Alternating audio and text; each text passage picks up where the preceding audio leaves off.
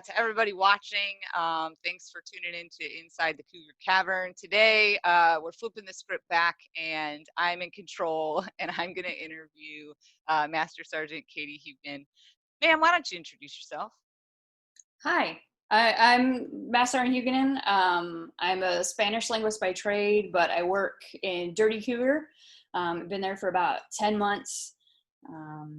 Let's see, I'm married to Coastie. I've got 2 kids, both EFMP, and we have more animals than I can count on my hands. So I see the litter box checklist behind you. yes, the chores list, right? Love This is my daughter's chores. She has to do litter boxes. Nice.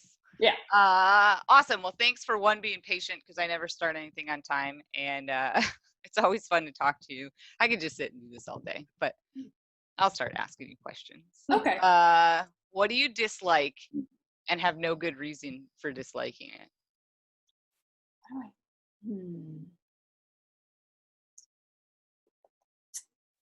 I dislike kale, and I have no good reason. I've never actually tried it. I don't want to eat it.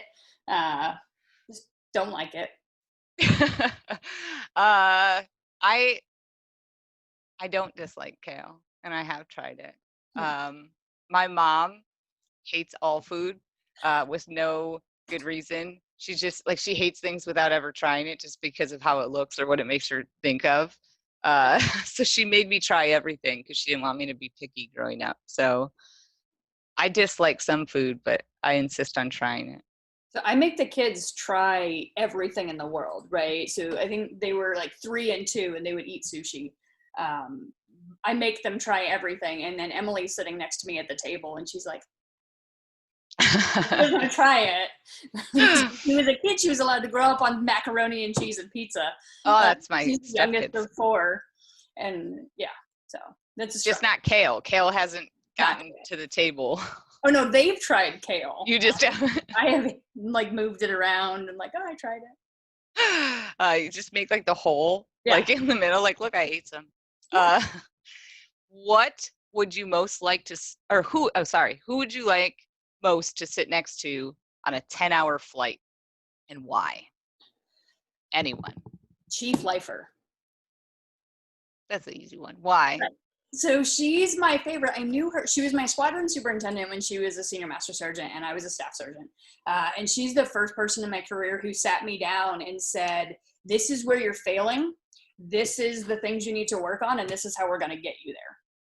And I have followed her ever since. I think at least once a month she gets a text from me, and it's like, what are you doing? What do I need to learn? And that really stuck with me. She was also, right after my daughter was born, she's the first person that I came in and was like, look what I made, and she's just been a great role model that you can have a family and succeed in the Air Force.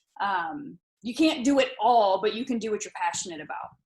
So I could listen to her for 10 hours and just take notes. I'll bring a big notebook. Awesome. My list is too long, but I like the idea of a 10-hour flight, because then you're trapped. And I don't like to talk to people on planes, but like the thought of getting to pick who I want to sit next to me, and then they're trapped. Like, that's the aspect of that question I like. So it's not just 10 hours with a person, but trapped in a metal cage flying in the air. No snakes. No snakes. Oh yeah, we talked about that. So not Samuel L. Jackson. Right. Okay, got it. What is something people think makes them look cool, but actually makes them look ridiculous? Wearing your sunglasses on the back of your head. Oh God, that's so stupid. So I swear, anytime I see someone with the sunglasses on the back of their head, I think, like, did you go through some crazy wind? Right? Like, how do they stay there? I can't. I want to know, next time I see someone like that, I want to ask if they like headbang forward real quick, if they've like mastered the art of putting them back on their face the right way, hands free. Then you're cool. If you can do that, that would be cool. But just to walk around, like, yeah, put them here, like, just fanny packs are making a comeback. Put them in your fanny pack. They're utilitarian. My 9-year-old tells me. She says fanny packs are making a comeback. Scrunchies are scrunchies are back is like the thing that got screamed in my house for like 3 months. I told you the other day, like we catch one phrase and then we overuse it, and scrunchies are back was the one that we have, and they are. And there's hundreds of them in my house. Yep. I don't think my daughter actually puts them in her hair. No. But they're They're back. bracelets. Yeah, and apparently, so I didn't know this because I'm an old lady. Apparently, if a girl likes a boy, they give him a scrunchie. So I went to pick Owen up from daycare once when that still existed, and he had a scrunchie on his wrist. And I was like, oh, cool scrunchie, man. And then one of the other kids just started like, "Is he got from girl?" And I was like, what's going on? And he turns bright red and he's like, "We're just friends." And I was like, what just happened? Like, this escalated. It's a hair tie. Like, what? Huh. So apparently there's love attached to that fashion accessory. So be on the lookout. I will. Because I think we had talked the other day, like, Leo will have him like up his arm, like he to will. his shoulder. Yesterday was the first time the kids had not been in the house with us since COVID started in March. So now they get to interact with other people. Maybe that's why Annika was asking for scrunchies the other day. Ooh. Ooh. Did you just run around the house with no clothes on, like doing adult things and like not having the kids around? Pretty much. It got weird for a while because I'm in the Sorority conference. It's from, I think yesterday we ran from 8 a.m. to 6 p.m. all on Zoom. And it was weird not having to like push someone out of the frame or turn the camera off so I can scream. So at one point I made the cat sit with me. I was like, I need interaction. That's why I have the dog, because the kids are gone. And you think I'm yelling at my husband on the floor. Yeah. Okay, one final question. What is the most immature thing you do? Just one. So my wife is Emily laughing on the in the other side of the computer. Like, she's on the other side of the kitchen table working, and that question made her look up and look at me. There's so many immature things. No, just one. Pick one. Right, just pick one. So I will hide around the house specifically to scare Emily. There was one time I spent at least half an hour waiting in the shower to jump out and scare her because she kept closing the shower curtain, and I hate that. So I was like, I'm going to show her, and hid behind there, and I jumped out and scared her, and she freaked out so much she ripped the shower curtain down, and the rod hit me on the head. And it's also a thing in our house now. The kids will hide in her closet, which the irony is not lost on us when they hide in the closet. Yeah, I got that. And then jump out and scare her. I don't know that that's immature. Like, plenty of adults do that. Emily, I do that. Yeah. So that's what I would pick. I mean, Emily might pick something different, but yeah. I heard her sigh, like deep sigh. She's like, oh, there are so many. Oh, yes. Let's instead pick the only mature thing that Katie does, right? Right. And I point to the whiteboard behind you. Oh, yes, the whiteboard. Everybody asks me about this whiteboard. So he asked about it yesterday when we were doing when we dropped into your guys' roll call. He's like, does she have a giant whiteboard behind her at home? I do. She does. I do. Yeah, so it's for our kids. Like I mentioned, our kids are special needs. So they both have ADHD. Our oldest has OCD and anxiety as well. So this kind of helps them see what's going on. Our house is really tailored to their needs. So if you ever come over to my house, there's literally checklists. There's a checklist in the bathroom on how to shower and brush your teeth because it helps them a lot. I did that before. So ours are all vinyl graphics. There's a checklist on the kids' bathroom mirror that is like permanent. Well, not permanently. It can be scraped off, I guess, but with vinyl graphics because before I went to Korea, I was freaking out. And my husband Joe was freaking out. He's like, what do we do? I don't know what happens every day.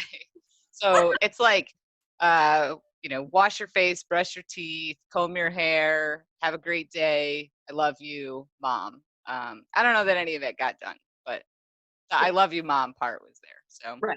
Yeah. And I explained that to Chief. I was like, no, this is why she's got that board. And I'm going to hire her to come install one in my house because I need one. Just haven't gotten around to it. So I think my favorite part about this board is because it's DIY, like, you know how expensive whiteboards are. Oh yeah. This is 8 feet by 4 feet, and it cost me $12. Nice. Yeah. So if you ever want a giant whiteboard, I can tell you how to install one in your house. I know people. Yeah. Awesome. All right. Well, I don't have any questions left. So now I'm going to turn it over to you. Words of wisdom or any parting thoughts, and really parting thoughts, because tomorrow is your last day in the squadron. It is. So this is it. To the Cougars. Oh man, turning over to me. Words of wisdom. I don't know. My brain is really like hyper focused on psychological safety right now, because that's what I'm working on with Sword Athena. But I think my favorite words of wisdom are: be bold and be unapologetically yourself. Right? I need anybody to come to work and bring their whole selves to work. Right? I don't want cookie cutter. This is what's on the recruitment poster. Like, I want you and your diversity of thought and experiences to come make me and make us better. I love it. Yeah. And so one of my favorite things about Chief Lifer, so I never worked with her. So I've been only exposed to her once she became the 16th Air Force Command Chief, but she did an interview with Chief Wright. And she spoke to that, about how early on in her career she struggled between being one person in uniform and one person outside of uniform. And it gets exhausting, and I just gave up. Like, I know we've talked about this before. Like, I just got to a point where I was like, whatever. They're either going to like me or they're not. They're going to take, I am what I am. And I usually, like, my coined phrase for a while, like, once I hit that epiphany, was, I'm not changing who I am, so take it or leave it. But yeah, it's freeing and it's comforting, because, and that's it, it's comfort, right? Psychological safety. It's knowing that you're in a place where you can absolutely be you, and live your truth every day, and not have to worry about what people's reactions are going to be to that, and that you're safe enough to, with all your goods and your bads, you just show up, and everybody's got something to bring. And if we don't let people spread their wings and fly like a peacock, then we never figure out what the good things are that everybody has to bring. Yeah. I could probably be tamped down a bit in my, but whatever. No, don't do that, right? I don't, if you're a first sergeant, if you're a 16th command chief, I want to see your passion. Yeah. Right? And if you're at A1C, I want you to be just as ridiculous as you are all the time. You don't have to wait until you're a first sergeant or the 16th Air Force Command Chief to be comfortable being yourself. Do it now, because it's so freeing. Because we don't want hundreds of thousands of the same exact people. That'd get boring. Yeah. So you mentioned like her talk with Chief Wright, and I love everything that she talked about in that interview. I love that interview series that he did in general. But on her coin it says "Fortune favors the bold," right? And I think that really encompasses like everything that I believe as well. And absolutely, right? Like, be out there, be bold, say those crazy off the wall ideas, right? Because that might be the answer to what we've been trying to fix for a long time. Yeah. So. Awesome. Yep. Well, that's it. Okay. Thank you. Bye, Thanks, Emily. Hey. This is not the first interview that there's been an off-screen spouse. Oh, so don't worry about it. I love it. And I love you, and I'm gonna miss you. But thanks for letting me interview you. And don't be a stranger, because you'll still be a cougar. I will. I'm not letting go of that. Oh, so. she is a cougar. Emily just said I heard her. That was probably, like, I was really excited to come to the 94th as a Spanish linguist. So I was never going to get the chance. But I think I was probably the most excited on the inside that I could officially call myself a cougar in a professional setting. God, that's the thing that made me least excited. In fact, I insisted that I would never refer to myself as the Cougar shirt. I've since changed my mind, I guess. Whatever. Yeah. I own it. I'm the Cougar shirt. Yeah. All right, goodbye. All right, bye, ma'am.